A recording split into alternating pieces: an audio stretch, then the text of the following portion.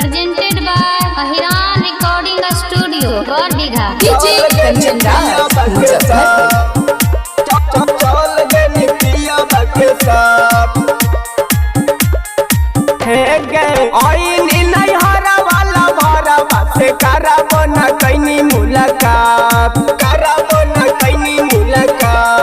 हे गे आईनी नहीं हरा वाला भरा बासे कराबो न कइनी मुलाकात आगे लेबो न कइनी खबर बहा चल गे निकिया बके साथ आगे लेबो न कइनी खबर बहा चल गे निकिया बके साथ चल गे निकिया बके साथ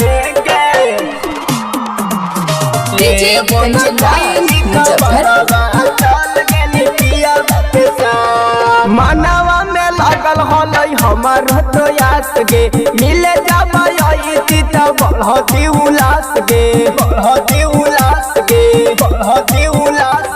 मानवा में लागल हलौ हमर तो यास गे मिले जाबा यति त बढ़ती उलास गे कहले तू रहनी की जाई बहु तो रख के भेट भा कहले तू हनी की जाई बहु तो रख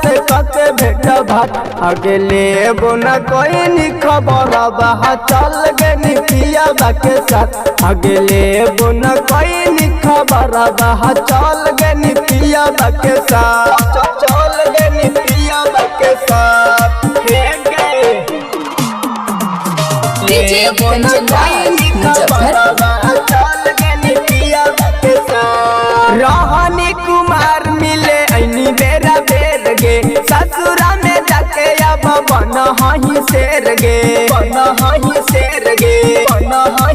रहनी कुमार मिले ऐनी बेरा बेर गे ससुरा में जाके अब बन हही शेर गे अभिषेक बिहारिया के भूल गे निखाई के पिया के भात अभिषेक बिहारिया के भूल गे निखाई के पिया के भात आगे लेबो न कोई खबर बहा चल गे निकिया बके साथ आगे लेबो न कोई खबर बहा चल गे निकिया बके साथ हे गे।